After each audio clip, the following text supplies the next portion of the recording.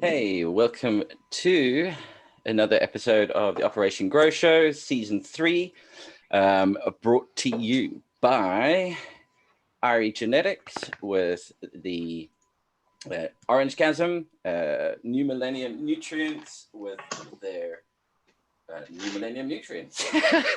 They're brought to you by 5.8, Autopot for the irrigation, and Peel Growth Systems for the data logging. I hope everybody's having a good day. Everybody who's watching, happy 4th of July, no matter where you are, I guess. If you're in America, hey, the English celebrate your independence too. Don't worry about it.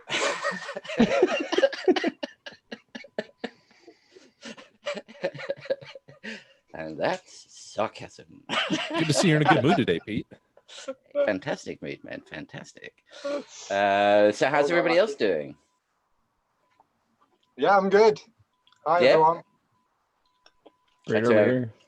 I'm assuming that's an Autopot sponsored grow behind you there, Ben.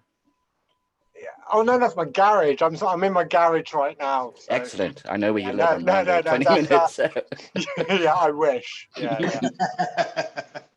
Yeah, no, that's actually the Grove in Las Vegas. Okay. Very nice. Very nice. And Tyler, how are you doing, sir? Doing great in Canada. Excellent. Beautiful day outside. Nice. I'm gonna say It's 92 degrees. 92 degrees here in southern Colorado, and it is super dry heat. People say, but it's a dry heat. Yeah, it's dry, dude. God, it is so dry. Yeah. There are times when it's like the breeze goes by and you can feel it take water out of your body. It's just like, oh, there it goes. I'm dehydrated. Is that now. my soul? Yeah. It's super bad. I remember as a kid in South Africa, down in the Cape, I know, driving like somewhere after picking cherries and hot, dry day and thinking, oh, I'll open the car window and stick my arm out to cool off. Stick my arm out like, fuck it, quick, wind the window back up again. That's hot. Yeah, it was way cooler in the car. I was like, my God, that's unusual. It's not that good.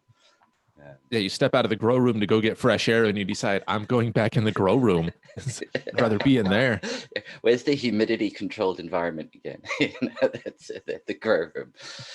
Yeah, it's hot here like that too, but it's not dry. It's pretty humid around here. So yeah, it's been 90 plus all week. It's been gross. Yeah, that's almost like tropical, subtropical temperature environment, hot and humid. Mm-hmm. I quite like that, but it can be brutal as well. There's no respite from that. It's humid over here in the UK, but it's grey and not so sunny. Yeah, I like that.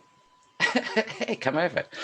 Yeah. When they next let you. Yeah, that's fine. Oh dear. And our special guest this week, who's gracing us with their presence, Dr. Wiggler. Hey, thanks for having me on as a guest on the show. I really do appreciate it, guys. Yeah, I'm just here to hang out with you guys. I appreciate it. Now tell us about yourself. No, I'm just kidding. Well, it's he likes mud bogs. It's a little foggy in here. Other than that, I don't have any issues with humidity or nothing. It's just a little foggy. Fantastic. And so this week I think is getting close to flipping into flower. I think it's part of what we were discussing. I think we sort of talked about that last week. So what's everybody's thoughts on that, where we are at the moment? I thought we were flipping tonight. Mm-hmm. I thought we were flipping today. Yep. Everybody go change your timer. We'll see you in 5 minutes. Which, bad time to eat something. Does bring on the question of, do people go for that 36-hour, 48-hour blackout before switching into the flower cycle? And when it comes to the nutrients change up, Jeff, with New Millennium Nutrients, from your experience, what do you recommend now as being sort of like the changeover? Is it a hard cut over, like go from the veg into the flowering one, or a gentle ease it in? In a commercial grow, I just do kaboom. We just switch. We just read the new chart. We go straight to week 1 of flower. In a home grow, I kind of taper off a little bit because I've got more control. I can play a little bit more. So in the commercial environment, we just do what it says on the package. We kind of have a thing written out at the commercial grow. I know day 1 of flower, we're doing day 1 of the flower newts, because that's more scheduled, more rigorous. But in my personal grow, I kind of taper off the spring one. I don't use a lot of the real words. I call them EQ and autumn gold. I don't call anything the real stuff because we abbreviate it all. So I start tapering off the more veg newts and start adding more of the flowering stuff. I just kind of taper, just drop off the nitrogen a little bit instead of just dropping it out real heavily like we do in the commercial grow. I just taper it off at home a little. And then when it comes to what's everybody's option when it comes to the blackout period, who does it, who doesn't do it? Dr. Wiggler, what about yourself, sir? Do you do a blackout before flower? Personally, I think that, you have your advantages and disadvantages for doing the 24-hour blackout, as you're saying, or 36-hour. Like if you're worried about, stretch or the plant not going into flower right away, that might help you out a lot. You might be able to minimize some stretching and minimize some, length of flower that it might take. But, for this case, I'm just going to switch the light to 12-12. What about you, Lefty? I run 11-13, but I don't do any kind of a lights out period or anything. I just go from when my lights come back on one day, it'll come back on 11-13. Okay. But actually, I'll probably run 12-12 too, because I just started using that rapid LED deep red puck. So actually, I've been running 12-12, but I used to run 11-13. See, there with the rapid LED puck, you could run 13-11, but the other way around. 13 hours of light, 11 hours of darkness, and be able to capture that extra hour of... If your plants aren't hitting their DLI, you could take advantage of being able to feed them a bit more light for another hour. Oh, they're definitely hitting their DLI with that cannon. Okay. Yeah, and they tell you more with the cannons. That's something I should write down to talk about on my show, because they do tell you better. Wait until you see these stalks on this plant, Jeff. Nice. And Tyler, what about you, sir? What's your? Do you go for the switch, or do you just go straight to 12-12? I just don't see nature go dark for 48 hours, so I just rate switch. No, I don't see nature running auto pots and cocoa either. This is true, I guess. This is true. We're going from 18-6 to 12-12. They don't do that. And then Jeff, what about you in your commercial and personal grow? I just do straight to 12-12. I have experimented with the 24 and 36 or 48 hours of darkness. I feel sometimes it'll trigger some plants to flower more quickly. If you've got like a sativa dominant plant that takes a while to get into flower, give it that dark period and it goes, oh, I better flower now. And it just knows. When I do pheno hunts and testers, they come from a clone area that's on 24 hours. So they're running 24. Then they go straight to 12-12. If I give them that 24 hours of darkness after they're on 24, they flip immediately. Like you can start seeing flowering signs probably around day 10 or 12 instead of day 14. So I think that 24 hours does speed them up in some cases, but I only do that with smaller plants that I'm trying to speed up and do pheno hunts and testers and see what they're doing. I like the 12-12. I just like to give them that light. And like Tyler said, I kind of don't want to mess up nature too much, even though we're nowhere near nature at this point, but I don't want to throw it off too far. We're playing God, Tyler. Don't worry about what happens in nature anymore. You are nature now. You're in my backyard. Yes. Well, what was it from Hellraiser? Do I look like someone that gives a fuck what God thinks? Wow. I'm going to clip you out saying that. Go for it. Fun being the owner, isn't it? That's a great scene in that film. And what about you, Ben? What's from your experience of people you know in the US that grow cannabis? What do you hear as being Yeah, I mean, like Jeff. I mean, people try all sorts of things, and I think that most commonly people just straight switch down to 12-12. It's an interesting thing, like Jeff was saying a minute ago about sativas, and quite some years ago, I read a thing about critical night length. So with some plants, obviously, depending on your ratio of indica sativa dominance within your strain, or even if it's just pure one or the other, then sativas needed more a longer critical night length. So it's not so important in the first, say, 2 to 3 weeks, but by about week 3, you need to be hitting critical night length. So with sativa dominant strains, you're going to have a slightly longer. I mean, 12-12 is what everybody goes in because it hits the mark of the mean. But some strains will actually benefit and actually stop stretching and will be more productive if you're giving them a slightly longer night length. So for more sativa dominant strains, then you want to be giving like 12.5 to 13 hours darkness, as opposed to just on that 12-12. So if people do find that they struggle with certain phenotypes or certain varieties, then they can tweak their night length a little bit, and that becomes more crucial, like I say, from about week 3 and onwards. And before then, you can actually play with your light cycle a little bit more, and you can actually be running, say, just 11 hours of darkness and actually get a bit more plant mass on there without actually disturbing them going into flowering. So it's stuff you can play around with, but yeah, I'd say the majority of people just flip straight into 12-12. Yeah, and then A lot of that. Sorry, go for it. Go ahead, Pete. My mic was muted, so I cut myself off.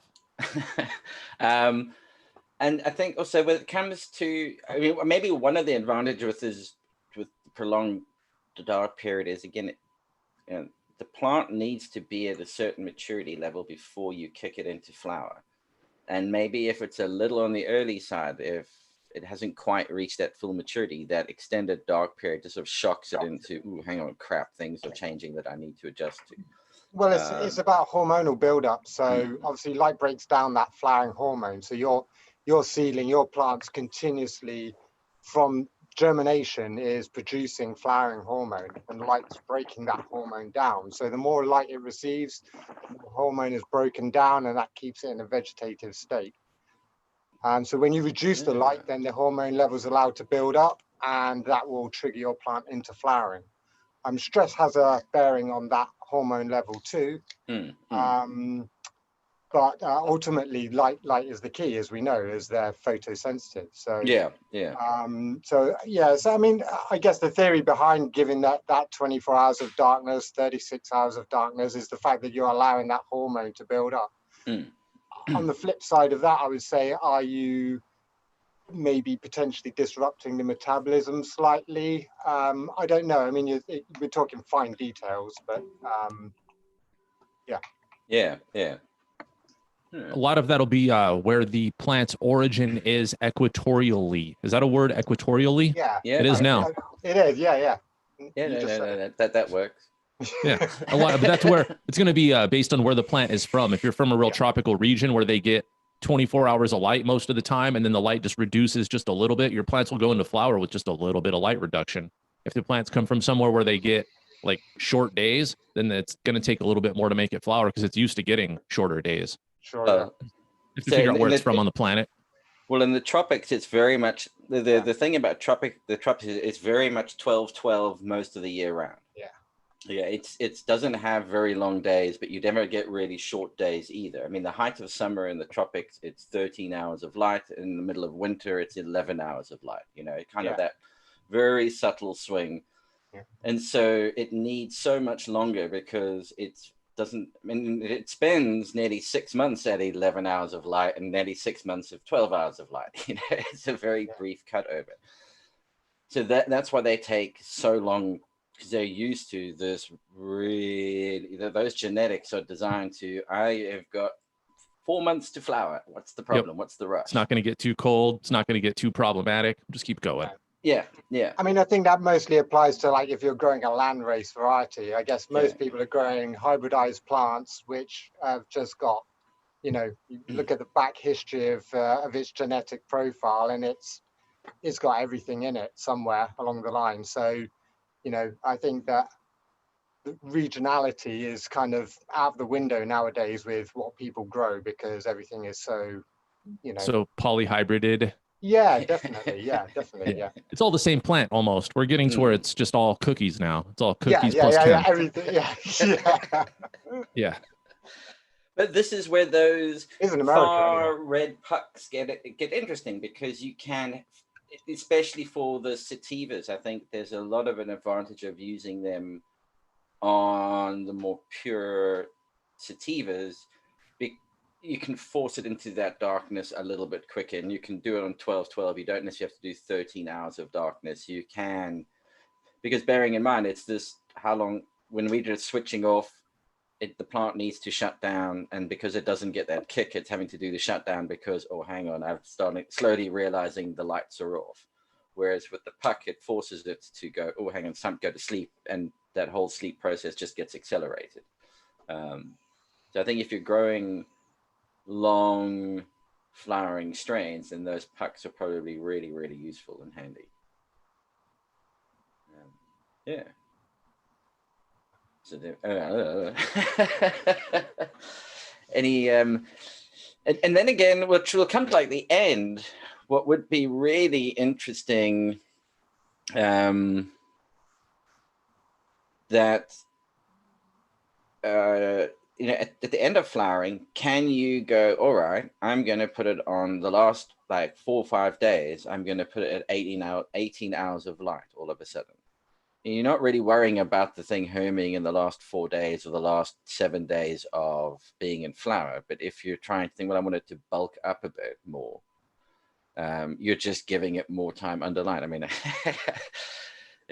this is not advice. No. No, try this at home. No, you probably just find that the flower just opens out a little bit more and you start to get a bit of regrowth coming out the top. So yeah, see even right at the very end. See, somebody was what's the downside to it? I mean, if something does harm in that last 7 days, you're really not you're not pollinating anything. No. Yeah. It's probably sterile at that point, or it's not any good of a pollen really anyways.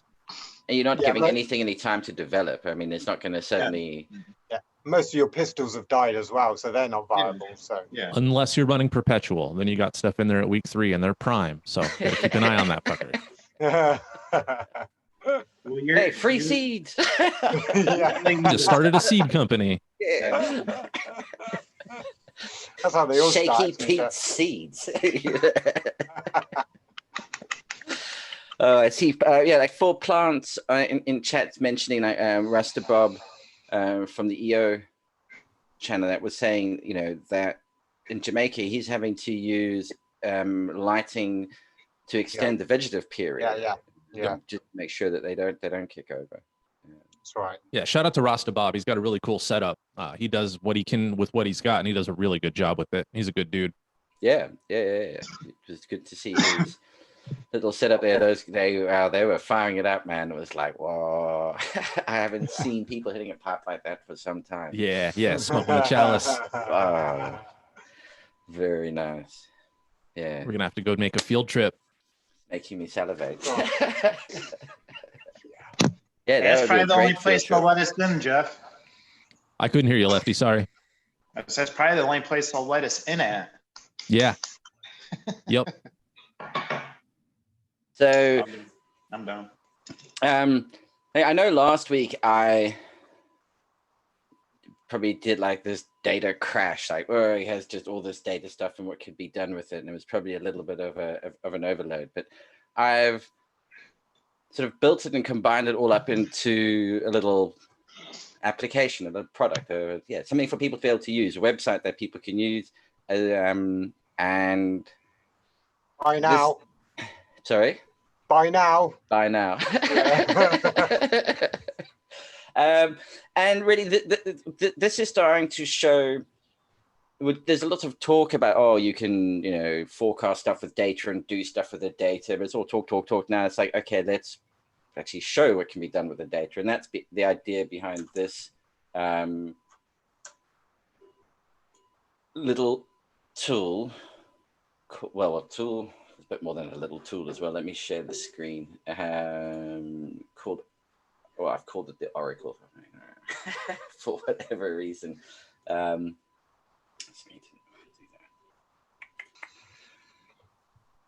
And what this lets you do is take another look at the data in terms of, if you want to follow along with the Operation Grow side of things, you can actually see all the Operation Growers data, but included with the Operation Growers data is a 7-day forecast of the environment. It's the temperature and humidity being forecasted for the next 7 days, as an hour-by-hour forecast. And what it's doing is it's having taken a look at all of the historical temperature and humidity data in that location of that sensor, including all of the weather data. And in particular, what it's been using in this case was temperature, humidity, and pressure. Using those 3 extra bits of information, it created a model that understands how each one of these environments behave given what the external weather is doing, and then it gets fed a 7-day weather forecast, and with that, it projects what the environment's going to be. So this is the Mystery Grower 1, and to put it into Fahrenheit for those who need to see it in Fahrenheit. Thank you.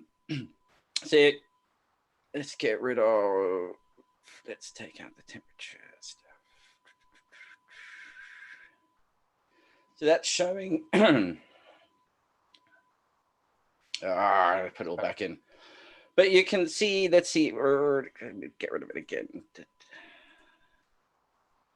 Right, so this is the humidity, the blue line being the actual humidity, and this is live up until like a few minutes ago, and the forecast humidity. And I know things have been moved around and shifted about in there, so it's in the ballpark. It's not absolutely perfect, but it's accurate, pretty accurate for what's going on. And it's just to give an idea as to. So the forecast is in orange, yeah? The forecast is in orange. And the interesting thing is the trend, it's saying that the humidity is going to be trending down, because sometimes, I mean, you may be more interested in. So will it keep that forecast as a historic? So once you start going past the forecast, you can look to see how accurate it was. Yeah. Was to your actual environment, which is what you're measuring. Yeah. Yes. So you get forecast humidity. So this is the fuck's sake. Every time I jump up into the other one, there we go. Let's get rid of these. So for instance, that's the forecasted humidity, and the actual, in this instance, at this point, it forecast that the humidity would be 61, and it was actually 66. Okay. In that case. And it goes throughout the day. Now, the more data it gets over time, this is only using about a month or 2 months worth of data. And the more data it gets, the better it learns how the weather and the environment move together. And if you can start to include things like when lights are coming on and lights are going off, these are known events, it can then understand, oh, that explains this bump in the graph is because the lights are coming on. It can't understand that bump because nothing in the outside weather data explains the bump. So if it suddenly has a bit that it explains it, it then knows how to forecast the bump in the data as well. Because you'll know your light cycle in the future. So that's, what you feed into it. And this is just the forecasted section. So it's forecasting in this case out to 10th, and it does it every day. I mean, if people watching, you can go to the website, you can follow along. The first person that looks at one of the growers for the day will generate the new 24-hour, the new forecast based on the latest data for the next 7 days. And it'll just keep using that one for 24 hours, and then it'll create a new forecast 24 hours later. And you can then also have a look at, we're calling it the standard chart. So this is just, again, another dive into the data where you can choose which ones you want to look at. So if you want to see how the different growers' environments are, you can have a look at the different aspects of it. You can control them up here. You can also remove them here for just that one chart. Doing them up there removes it on all of the charts that are here. And this one's really cool. I mean, I like this one. This is the one that shows the distribution of, let me make it as small as possible, where your environment is spending most of its time in terms of temperature and humidity. With this data source, every reading comes with a temperature and humidity data. And what it's doing on this chart is it's dividing up from 45% humidity up to 85% humidity and 60 degrees Fahrenheit to 90 degrees Fahrenheit. It's dividing that into 10 blocks, horizontally and vertically. So it's a 10 by 10 grid. And then it's plotting how many points counting how many points fall into each one of these grids. So like that grid there is made up of the range 65 degrees Fahrenheit to, call it 67 Fahrenheit, and 70% humidity to 75% humidity. Yeah. And you can see 243 readings fell within that range. So the more readings there are, the brighter. You can see my environment spending a lot of time in that range of temperature and humidity. And it's a really quick and easy way of just looking at it. And you can see, okay, that's where it's kind of at most of the time, between 65 and 70% humidity and 70 and 75 Fahrenheit. And then when you divide the grid up more and more and more, the resolution becomes much tighter, and you can see where it's, really focusing and spending that time. And it creates a really neat sort of, it almost looks like a bump map. and each environment has its own unique little picture, signature to it. Nice piece of wall art. Yeah. Yeah. Great. And somebody the other week asked, and what would the perfect or stable environment look like? And this is an example of it. I mean, everything is, and this thing's divided up into a grid that's 100 by 100 little spots, and then they're all in that little area. When like 97 of them are falling into an ambient temperature range of 0.19 degrees Fahrenheit. I think Jeff's internet went, and oh no, 0.99 degrees ambient percentage of humidity. It's that's tiny. It's really and this is what it is. I mean, it's a very tightly controlled environment, and you can see we just up the sample rate to 60 minutes. It's hardly moves around at all. Well, that's a cumulative one. This is the actual observed data. So it's drifting. I mean, the humidity is drifting up ever so slightly. The temperatures in that are fairly constant. But the actual observed data, you can see it's like pretty flat. You had a couple of spikes. So if you want to dive in and have a play around, everybody who's watching, you're welcome to come have a look at this in terms of the Operation Grow people's data and information. If you happen to be a P&L Grow Systems user, what I have enabled is you can download from PL Grow Systems. Here's one I prepared earlier. You can, let's say we take a look at this one, live demos, this all goes wrong. You really want to download the 4 weeks of data, or choose the 4-week chart. Please work. There we go, fantastic. Up the hamburger menu, you choose download as CSV. And remember not to download it to the porn. It's just No, don't want to be cluttering up that folder. No. I want to put something sensible in there. It's nothing that puts you off your stroke. And a bit of time series data. Right, so once you've downloaded the data, you browse for the file that you've just downloaded. You don't have to do anything to it. Hit accept, which means that you acknowledge that these forecasts and that are just indicative. Excuse me. They're purely for information. Now, what it's doing here is it's not using any weather data or anything like that. It's just using the last 4 weeks of data and doing its best to work out what the patterns are in that data to be able to predict the next 7 days that lead on from the end of that data. So, and here you go. Oh, You'll see it doesn't have, like the same weird degrees of variation that the other one has, because it doesn't have the weather coming in. But it still does pretty well. And you can now upload your own data and get this in. I mean, like, it's really forecasting the the humidity is heading down, which is interesting, seeing as the one with the weather data is, I mean, the weather data is this plus all the weather information.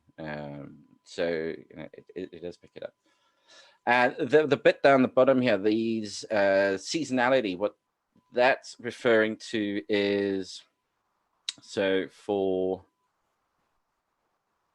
the humidity, it sees that throughout the week, this is during the week, these are kind of the peaks and troughs that occur regularly.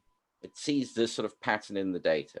So it's like this repetitive pattern. Seasonality here does not, okay, it's a statistical term. It doesn't mean autumn.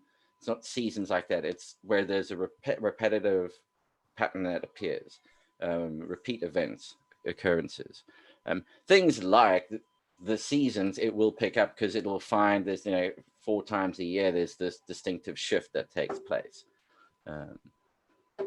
So that, like, it would pick up a regular event like lights coming on and off, things like that. Yeah. So when you look at stuff that happens during the day, you'll see it's got like way more, like, okay, it's picking up, it'll pick those like constant changes up.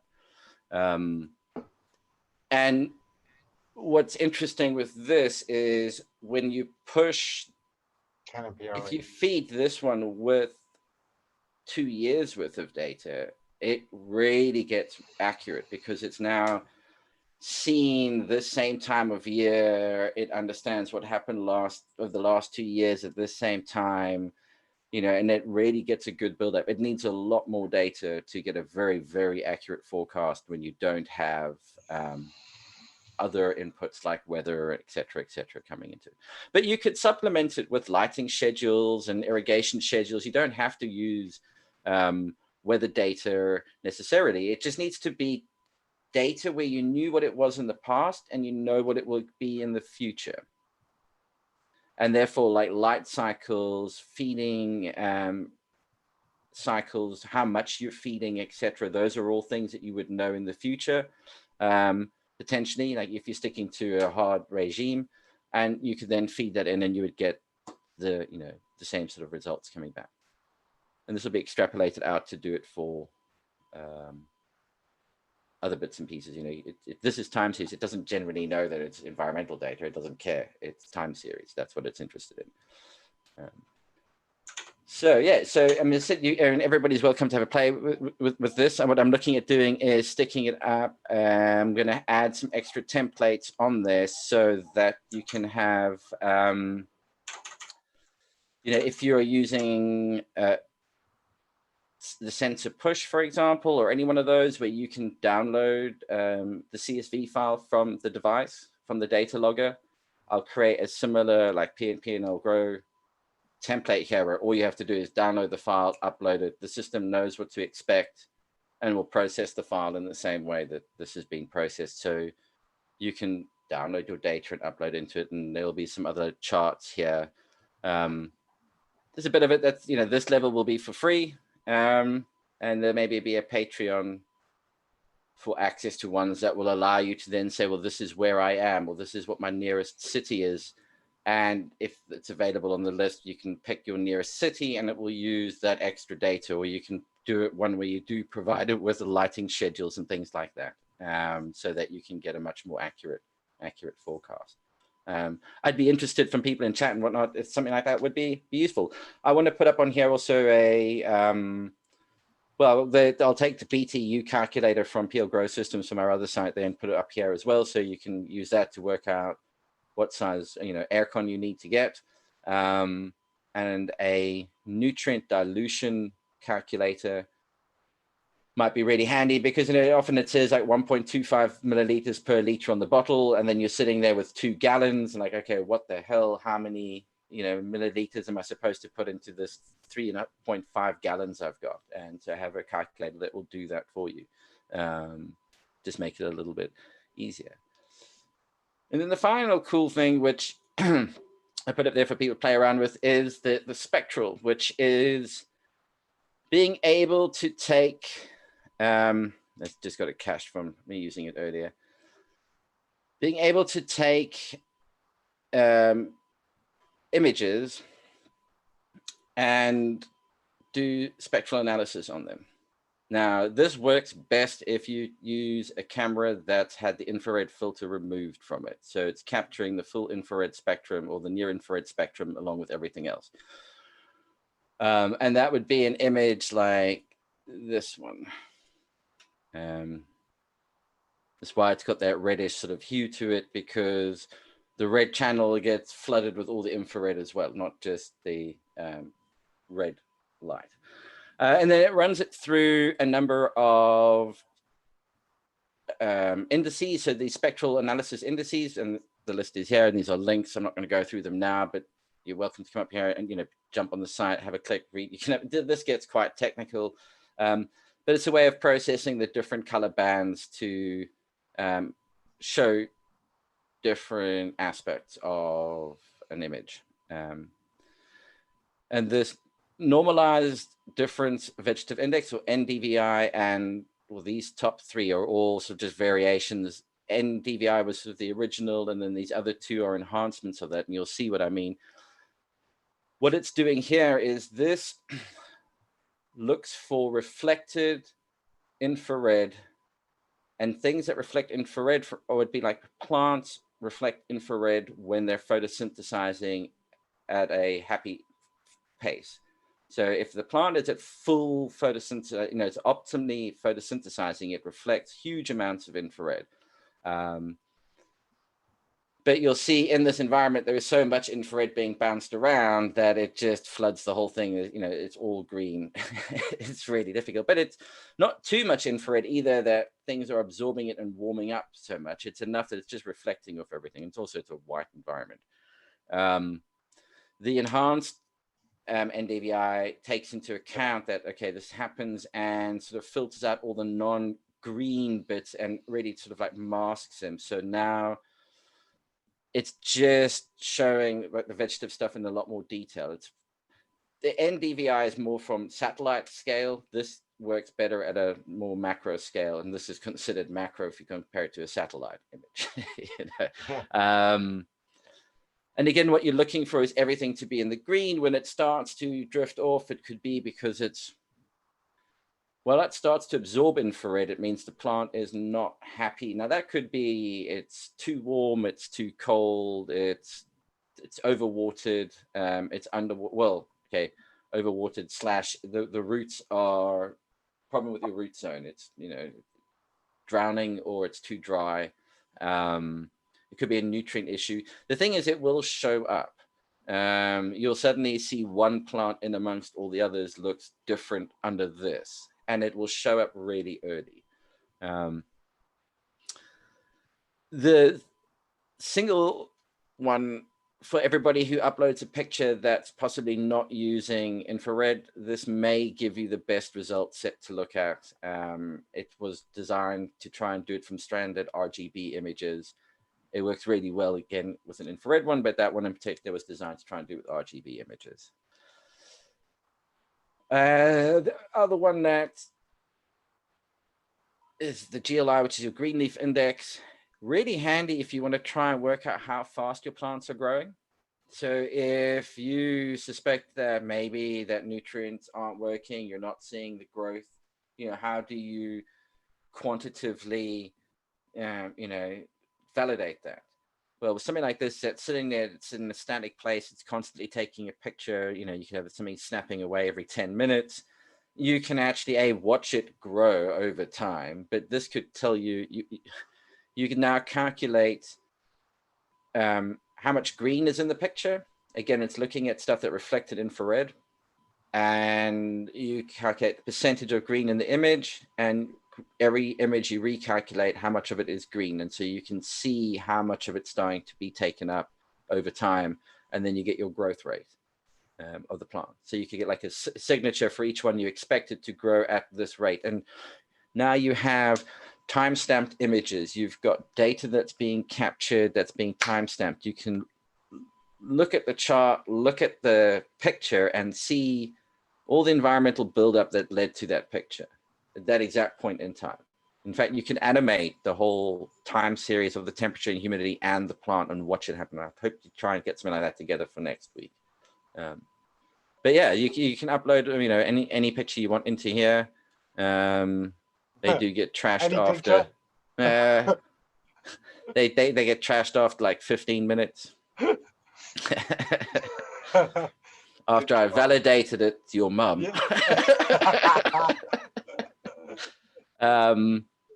So yeah, this is a standard picture.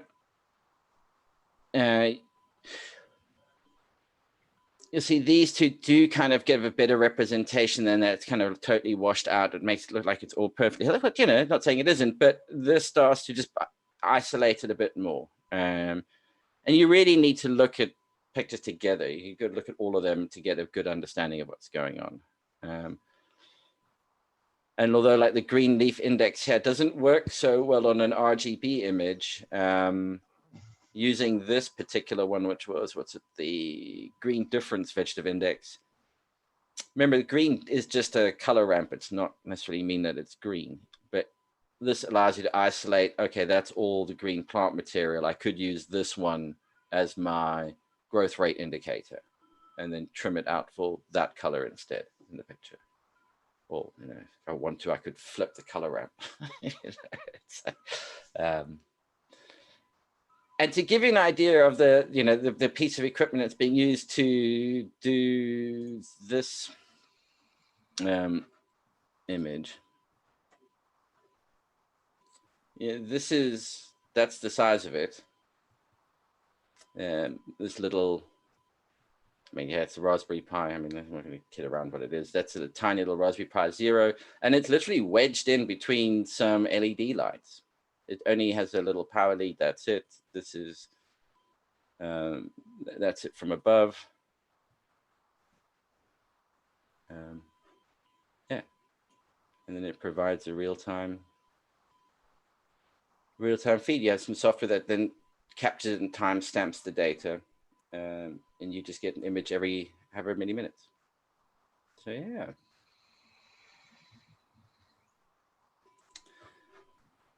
That any questions from the audience? Oh geez, where do we start with the questions? They're rolling in, Pete. Everybody understands what's going on. That's a lot of data. What exactly am I going to learn? What am I looking to learn as a grower who is not way into data like this? What am I going to gain from all this info? So what's really going to be handy is like when you have this, okay, let's get away from the complicated stuff, maybe the forecast. But if you have a look at the standard charts, the ones that are actually quite interesting would be this one. Yeah.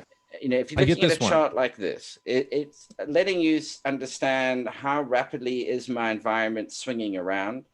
If you see two peaks, I'm trying to find who's going to have, we'll just pick somebody else here. I need to find one that has been on a light, where there's a light cycle. And you tend to see it, there's like two peaks. I'd say mine's probably going to be pretty. How long? What's yours been on? Who's had theirs on a 12 cycle? No, it wouldn't be there. 18.6 or something like that. Mine's on 18.6, but I put heat in when the lights are up to accommodate. There's that one room that's been down that we're experimenting with on Thursday. Maybe that'll show you stuff. Yes. Let's have a look. Come on. Yeah, look at that weird room. And this graph makes sense to me. I understand this one. It's the infrared stuff that I'm not sure what I'm looking for yet when I go take infrared. Yeah. But this is cool. I like how you're explaining this, because this is helping out some of the slower folks that didn't keep up.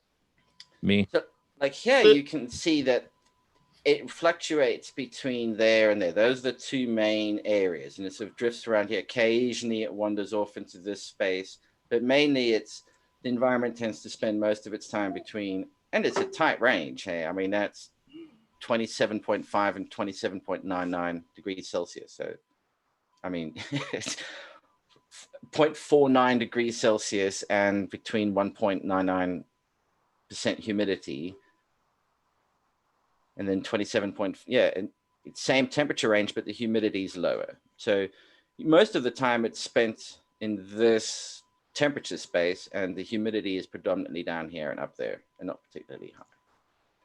So what you either have is, what you don't really maybe want to see is a bright cluster on one side and a really bright cluster quite far away on the other side. That's showing you that your room swings from one to the other. It doesn't spend any time drifting from one to the other. You can have a bright cluster over here and a bright cluster there, and the fade between the two means that the environment drifts in and out. So you're not going to have the sudden drop in temperature and humidity. You're avoiding the risk of powdery mildews and molds and problems like that setting in by having a smoother transition. Okay. And that's something that the infrared can kind of pick up on over time. So the usefulness of the infrared imagery is that you can set your software to alert you when things are not what they should be. So if you've got it's probably more effective. People probably chip in with this, but it's probably a bit more effective if you've got a wider scale or wider field of plants to look at.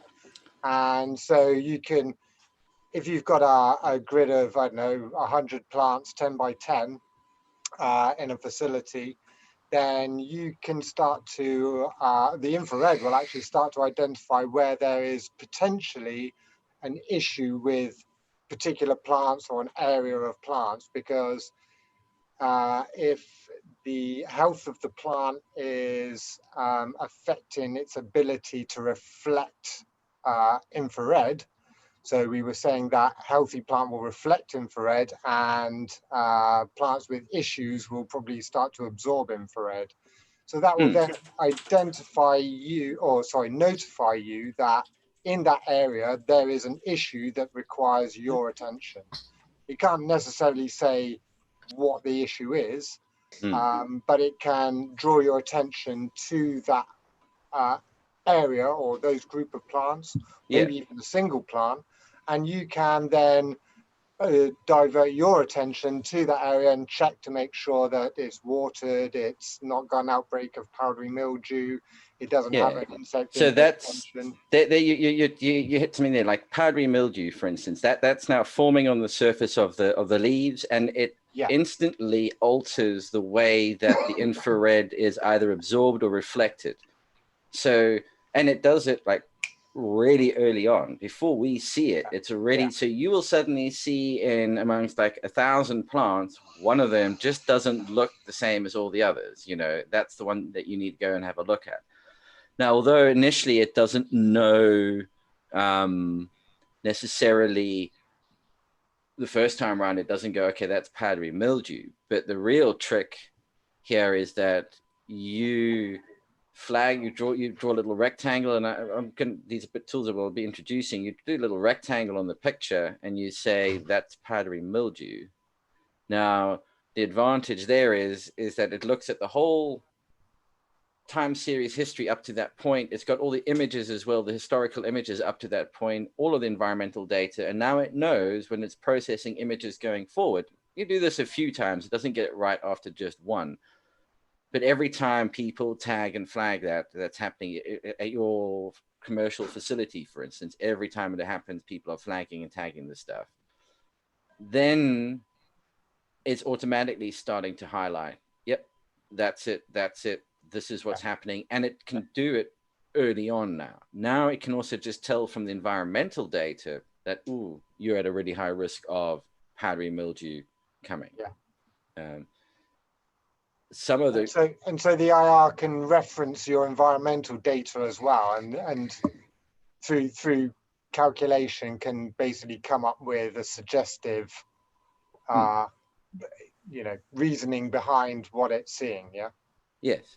And the infrared signature difference between powdery mildew and nitrogen deficiency are two different infrared signatures. They're not the same. And and spider mite damage, it's a different infrared signature again. Each one of these has the way it damages the leaf or the way it coats the leaf, whatever, creates a slight variation in these infrared signatures that get produced.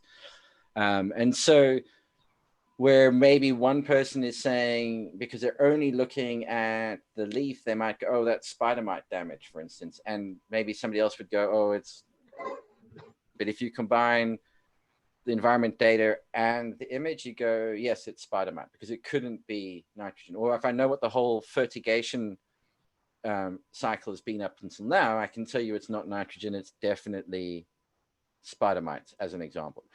Richard asked a question, would it be able to see heat in the leaves through the night? No, it's not that sensitive. I mean, if you put an infrared light in that comes on when your other lights go off, because the plants don't react to infrared light, and it's not like that intense, but you get a little infrared LEDs that you can put in that will switch on as soon as the lights come off, and then you will still see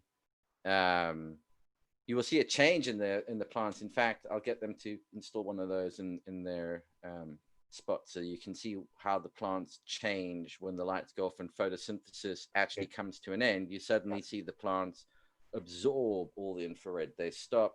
It's not enough to heat them up, but they stop reflecting it. It suddenly changes. Yeah, that'd be interesting to see. But yeah, it doesn't pick up on it's not a thermal camera. It's just looking for infrared light that's being reflected, and you need quite a lot of infrared to cause that to happen. Yeah. So yeah, any oh, hang on, go back to that. So yeah, I mean, as I was saying, everybody's space has like this signature look to it, even with minimal bits of data. Lefty. Now, again, this is where the forecast, okay, so the forecast bit, the power of the forecast is what happens when you may have a break in the data, and now you're worried like, shit, what's going on in the environment? This can still give you an idea of roughly where it should be based on the ambient weather conditions. Of course, the more historical data it's got, it gets way better at doing this. If I'd had like 3 years of data and suddenly your device goes offline for a week and you're not doing anything drastically different in there, it will plot out 99.99% accurate plot, so long as nothing changes. drastic. What is the cause of the break of this data here? Is that just his internet outages or something? Yeah. So I had the same thing. I probably got the same looking. I mean, I had a lot of internet outages in the last couple of weeks, it seems like. Yep. Yeah, and it depends when it gets reconnected back up again. This is now okay. So for Doc, at the time I didn't have your location data. So this is doing the forecast and everything using just the observed historical data. And it's just taking from the last point that it had of view, it's just filling in the gaps. But if we have a look at, you only had a small gap in the data. Yeah. Other than that, no, and another one over there. You can tell your ISP, look, my service is shit. This is when the gaps were. Breaks in service. I think everybody across the country around here has basically been having some kind of internet outages. And look, yeah, I mean, your environment is really, consistent in that space. That's where it spends most of the time. Yeah. Mine's always like that. Wow, 2863 is pretty good. Let's have a look at. I literally I strive on environment. If you can dial your environment in, that's everything else will come to you. Yeah, definitely.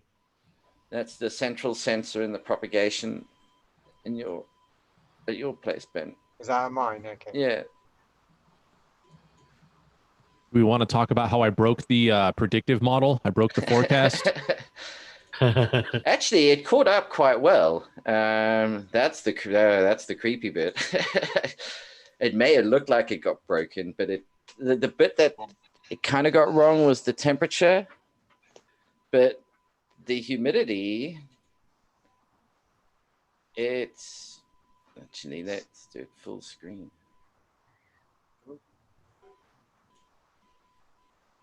Yeah, it actually hasn't done too badly, dude. All right, it caught up. Yeah. Yeah. So I had this room. The reason I broke it is I took the plants out. I harvested and I shut down the lights. And so we were watching the forecast, and Pete said, "I don't know why this thing isn't keeping up. I'm not sure." He could see that I had broken the model. The predictions were all off, but it was because I shut down the room. The room simply wasn't running. So of course the forecast was all wrong because the light wasn't happening. The air conditioner wasn't cycling. So it was really neat that this device knew. Badly wrong here. Yeah, it was like, hey, you're way off track. What's going on here? And it's visibly noticeable. That's pretty neat. And that's another thing about the advantage of the forecasting is that, I mean, it's kind of telling you what it believes is going to happen on when you ideally sort of train it while the environment's good and stable. While you haven't had any, the occasional hiccup, you do want that in the data, so it does understand that hiccups do occur and that there are buildups to these hiccups. But now you can sort of get, if you either drift away from the forecast, you can say, what the hell? I shouldn't be drifting away from that. I should be following it rock on. I mean, it should just be a dead straight line. It's an early warning. It's a 7-day heads up that you're drifting away from this optimal. And it could be quite drastic. It also let you know with that heat wave that's coming. How badly is your environment going to be affected by the heat wave? Maybe it's only going to be there for 3 days. You can make do. You can survive. You can see that by the end of the week, you're back down to normal again. I know every shop probably hates hearing that, but you don't have to race out and buy aircon units and fans all of a sudden. Or maybe a fan so that you can do evaporative cooling, and humidity would be the optimal. But that's the advantage with the forecasts and the power that they give you. The spectral stuff, that is one that, over time you watch it and you'll see it and it's like, oh, okay. It's really there just to give you that early, why does that look different? And I'd really love to see it in a facility that's running, its real power is that it covers a massive area. It's not for up close macro vision. It's really for, you want to cover a large area. And as we were talking about on the EO show, you can fly a drone around, but the problem is it's a point in time, and you're going to replace a lot of rotor blades, and plants are going to get trashed as you stack your drone into them, which will make you a highly unpopular, I'm sure. Sorry, dude. Pre-trimmed. Yeah, so it's the new trimmer. Yeah, auto trim. At the next Endo Expo, come and see the orbital trim.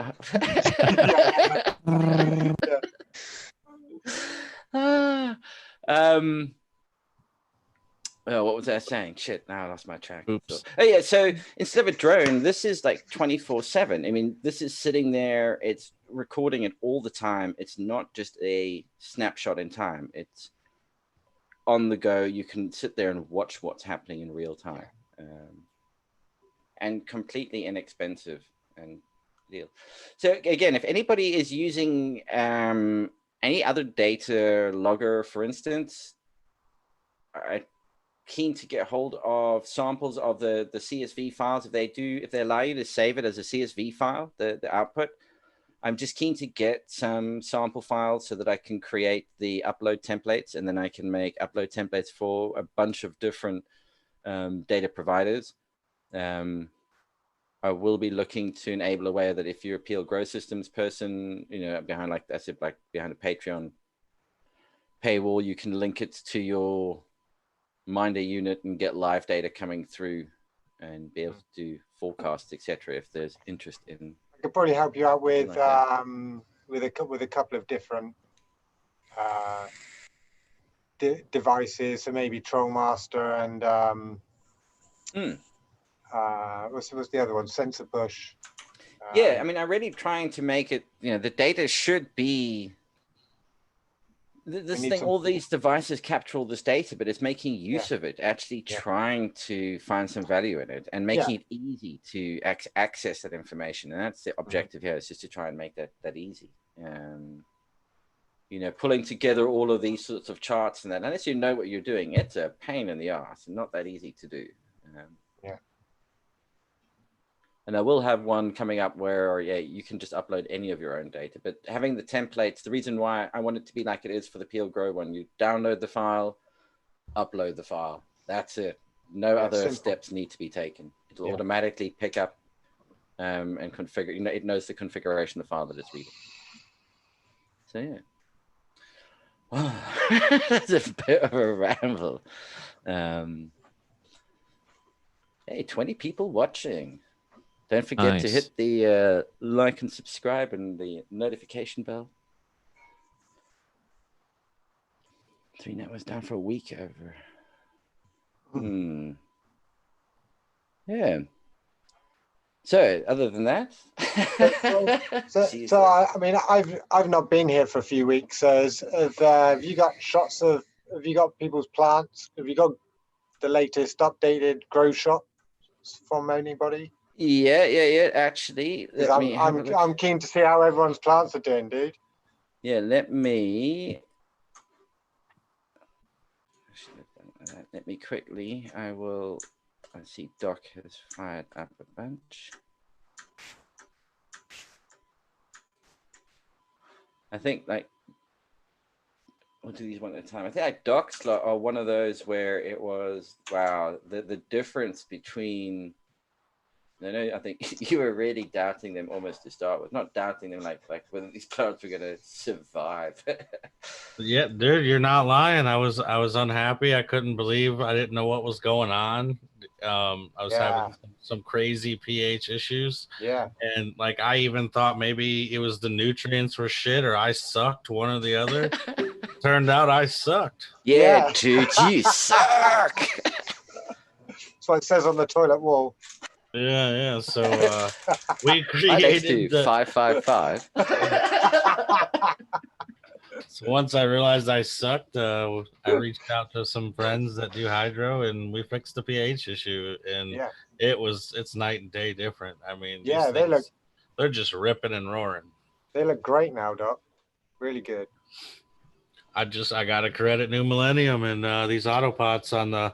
I mean, the auto pots are definitely outdoing my pots. My regular organics. I got 3 organic ones in the front, and then the auto pots are across the back.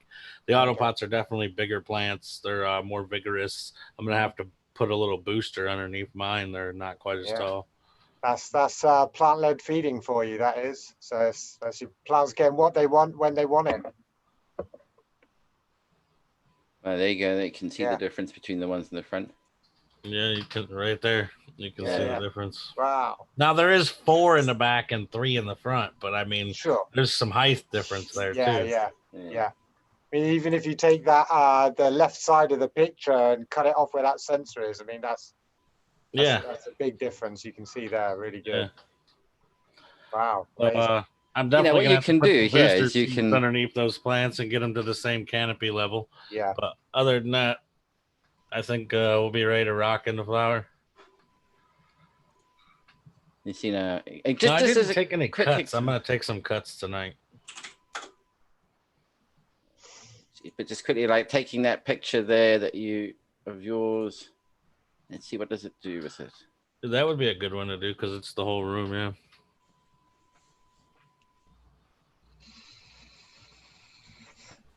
It picks up all the bits that aren't green, so you can. I mean, that works really well for picking out all the green in the room. That's for sure. Yeah. You got to send me that picture so I can post it. If you you can. Yeah, that's good. You can do it yourself. Cool Go to the oracle.peelgrow.systems. Can you download the IR pictures, or can you just screenshot and grab them? You can right click on it and save it. Okay, sure. Yeah, cool. Good. You can that's view cool, it because that's a cool screen. shot right there. Yeah. Even got the TMB Naturals bottle in there and shit. That's awesome. Yeah. Yeah. So that worked quite well actually. Nice. Yeah. There you go. Anyway, so back to them quickly. So what's the blue under there? What's that about? Yeah, all the blue in there. The blue. That's The moisture everything in the soil? that's absorbing.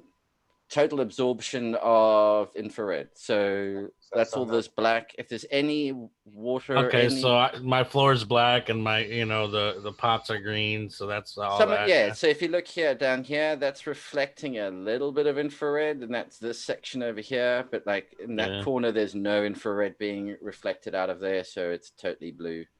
Right. If Makes you sense. spill That water, corner's just plastic poly, the black plastic, and then that's a sheeny tray, so it's got a sheen on it, so they clean well.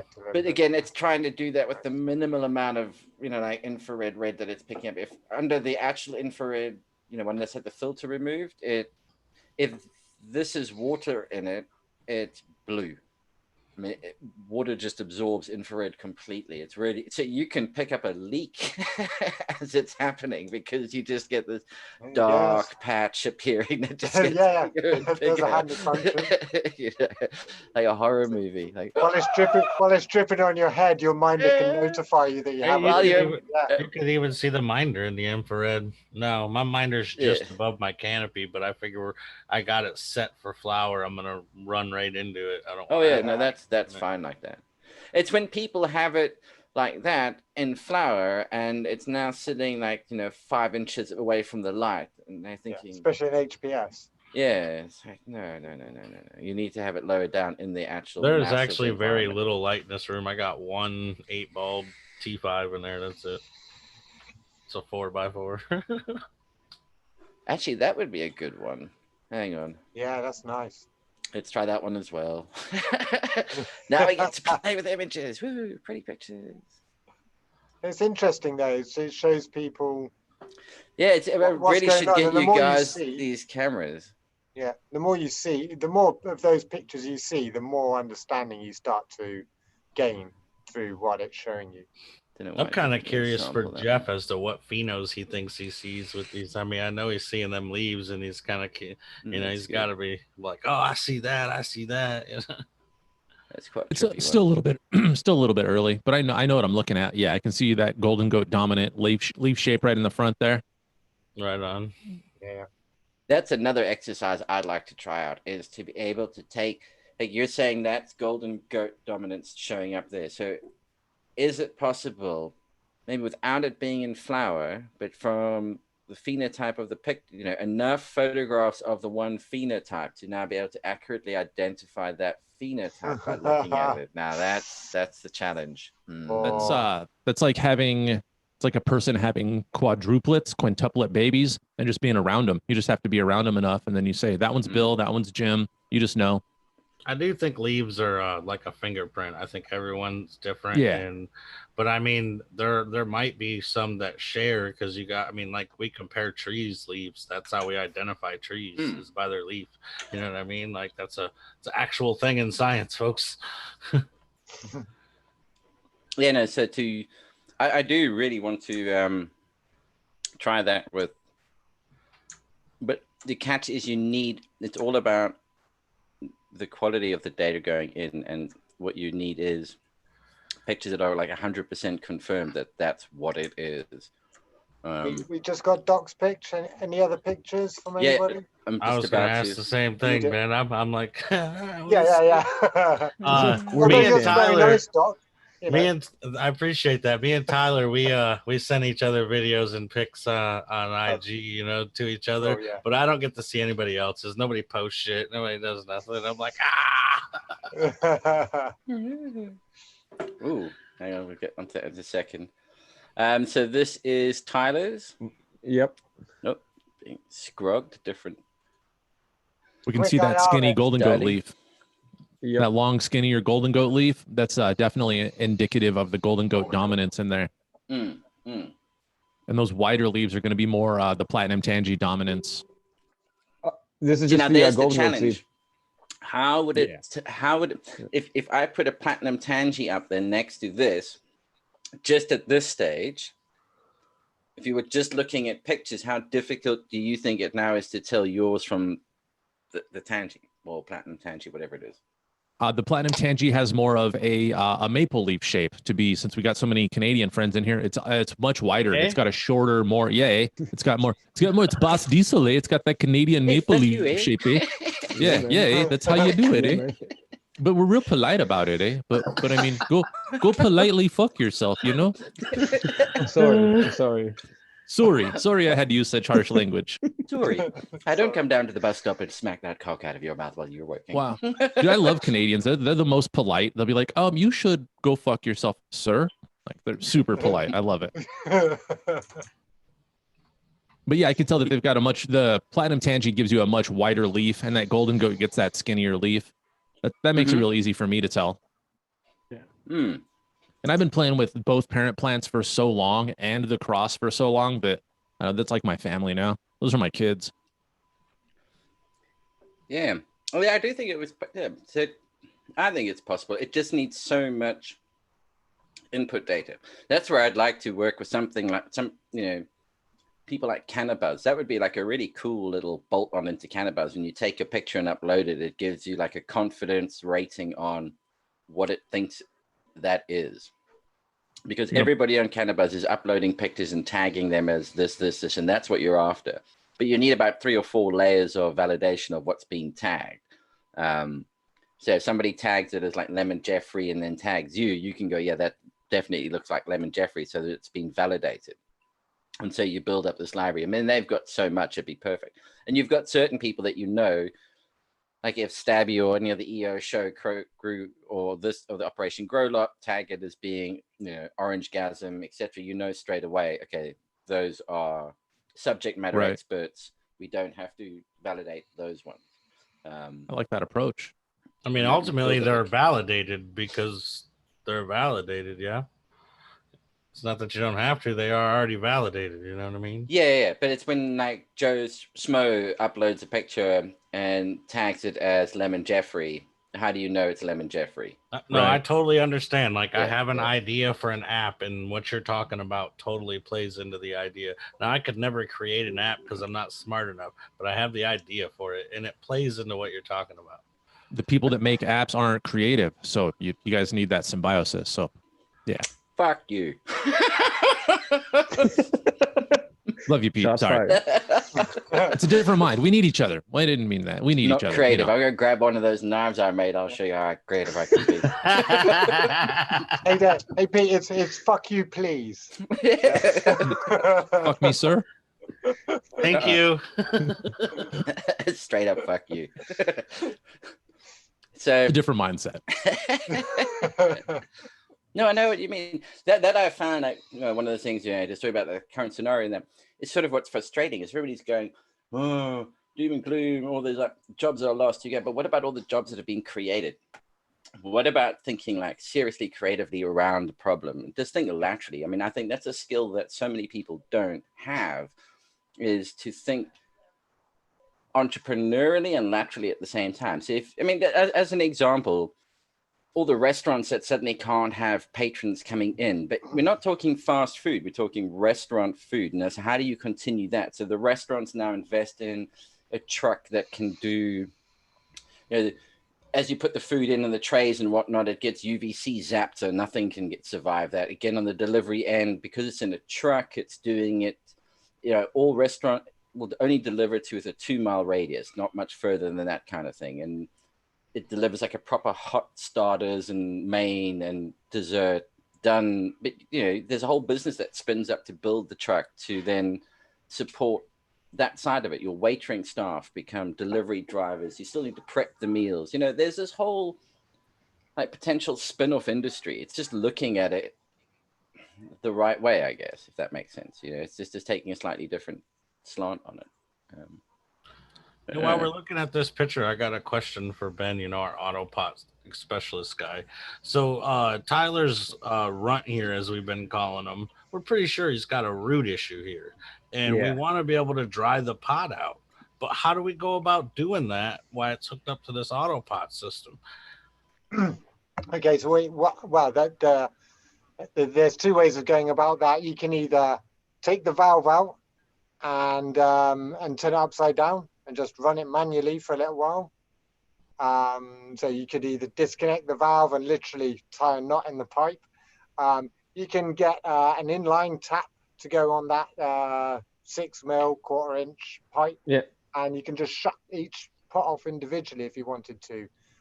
So you have full control over each pot individually without affecting the rest of the plant. So yeah, there's several ways you could do that. So and those are available for just $15.99. Yeah, I don't know how much they are in dollars, but yeah, 3,000. Yeah, I mean they're probably going about $4, something like that. Yeah. Okay. We've been discussing that, in like the IG. Like I said, we share each other's pictures, and Yeah. we got to be able to get that pot dried out so it can recover somehow or something. Yeah, I mean, if it's a runt, it's a runt. I mean, there could be something in that. I mean, I think with the mix that you're growing in, I think it's going to be really difficult to oversaturate that. I mean, obviously, if it's got a root disease, then just drying it out isn't gonna solve that necessarily. But maybe you want to put a treatment through there, like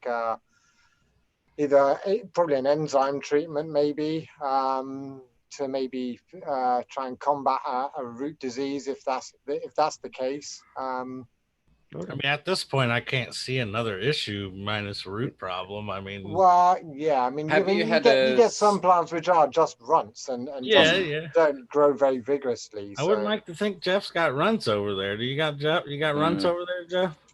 I don't. The runts go bye. Yeah, You yeah. I mean, out of thousands of seeds, everyone's gonna, now and then you're gonna. You'll see some weirdos. Yeah. I get that. Yeah.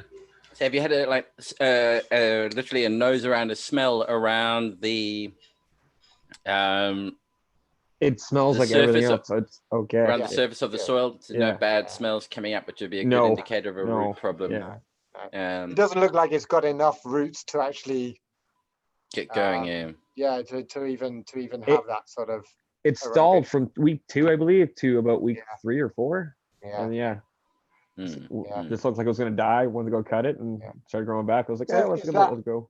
Is that two different varieties there, Tyler, on the left and the right? No, those are both golden goats. Yeah, on the right side, yeah. And the left. They're both the on same. the left, okay. Yeah. because they look kind of, you know. So these are 4 golden goat plants in here. Yep. Okay. The orange gasm, I started later. I just got moved to the other tent. Right on. Okay. Them are some beasts, dude. I mean, the 3 plants are huge. Yeah. Yeah.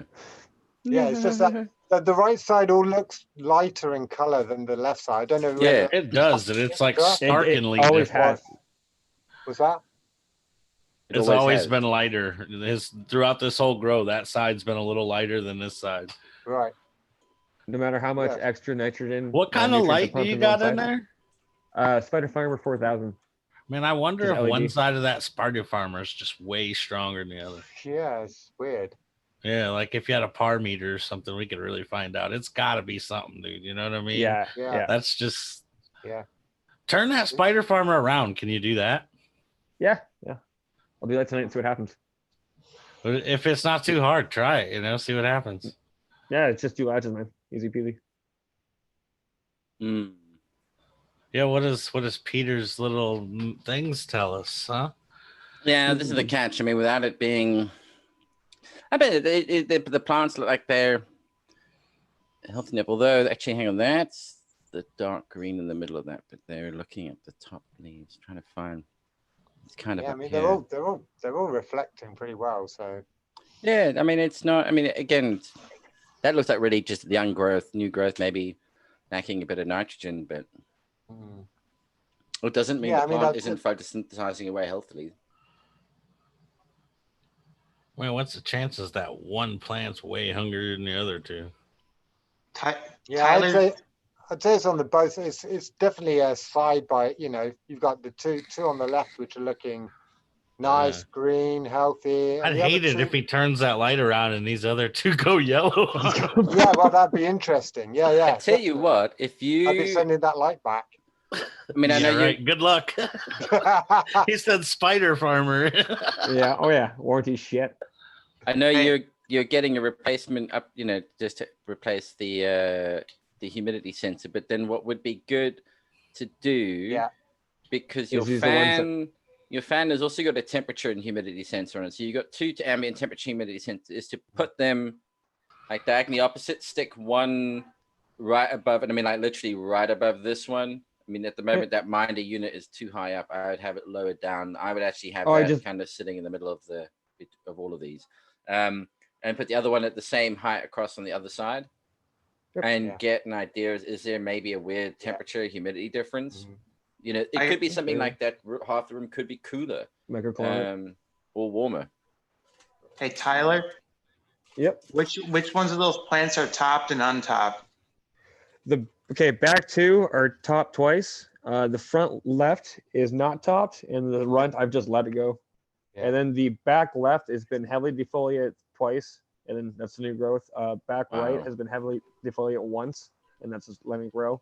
And the front one's been front left has been trimmed a little bit, not too much. I mean, from this picture, you could barely tell the difference. Yeah, that's what I was going to say. I was just curious because the one plant that I didn't top, I didn't top 2 of the plants, but the 2 plants I didn't top, those ones are the ones that have been the more yellow of the 4. Okay. The ones I topped have been more, they're much greener than the other 2. Yeah, these are all golden gold though. You're growing orange gasm, yeah. Yeah, it's golden. Half of it's golden goat. Yeah. Yeah. Yeah. We stop sharing that. Yeah, those are all looking really good, I must say. And we saw the mystery grow ones earlier. And you get some of those, get them to get some taken under a normal camera rather than just an infrared camera, because it's impossible to see what the hell's going on.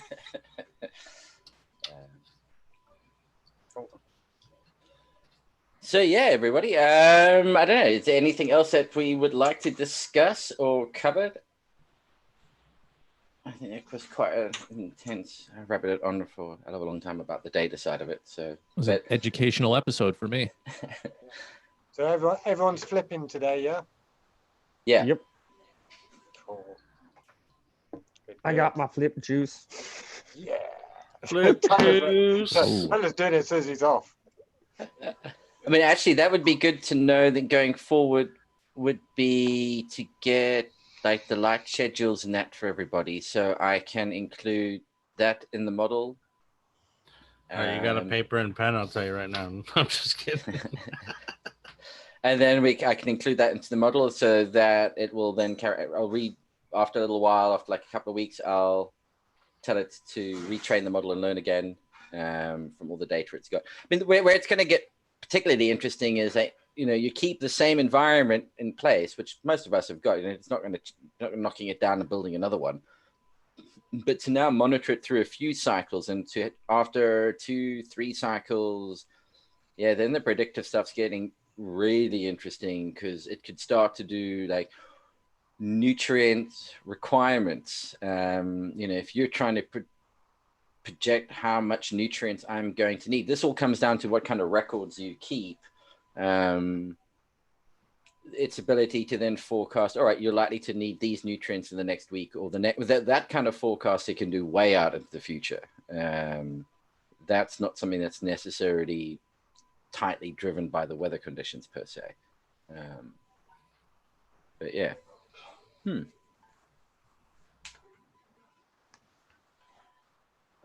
Right. So that seems to be it then. Yeah. Everybody. Well, I tell you what, thank you to everybody in chat for joining in. Go have a play around with the Oracle at the oracle.peelgrow.systems.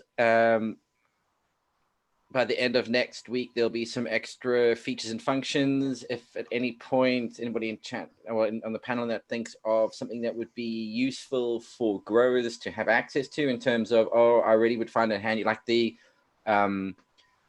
do the nutrient, what's the ratio supposed to be? Because I'm damn sure, I mean, I've definitely made those mistakes before. Like, you know, you read it and it's like, okay, and I got to try and convert that to gallons. Well, it's gallons, I've got to convert it to liters, and how many liters do I actually have? And, you know, it's like all of this mess. So looking at something like that, the BTU calculator for everybody to work out how much size aircon unit they need to get. But if there's anything else that people can think of, you know, useful like calculators and that, let me know. That'd be great. I will throw it together and put it up there. Don't forget that you can follow everybody. You can follow along Peel Grow Systems at Peel Grow Systems on Instagram. You can find them on YouTube as well. Peelgrow.systems is the website. Jeff, where can everybody find you? There we go. I was muted. Instagram is probably the funnest place to follow me. On Instagram, I'm Irie_genetics. Of course, I've got a podcast, the Grow From Your Heart podcast, all about cannabis. Find that on YouTube. Search for the Grow From Your Heart podcast. Also, it's available on any other place you may find a podcast: Apple Podcast, Stitcher Radio, Spotify. Check me out, the Grow From Your Heart podcast. Thanks again for having me, Pete. Absolute pleasure, man. And as always, as well, some good knowledge and tips being dropped. Get you on my show soon. Yeah, look forward to it. And we've also got Autopot. Ben, where can they find? Yeah. So for Autopot, so I guess Autopot -USA on Instagram, and or you can go to Autopot -USA.com or autopot.co.uk. And then also thanks to New Millennium Nutrients. Go on, there we go for the finish. Boom. The money, sure. Chug. No. Yeah. Oh, I'm good. So it's like bleach inside. Nice. Yeah, there we go. The Orange Gasm and Golden Goats, the stars of the show. Well, thank you, everybody. Thanks to everybody in chat. We'll catch you next week, same time, same place, most likely. Yeah. And on that note, Excellent. cheers, everybody.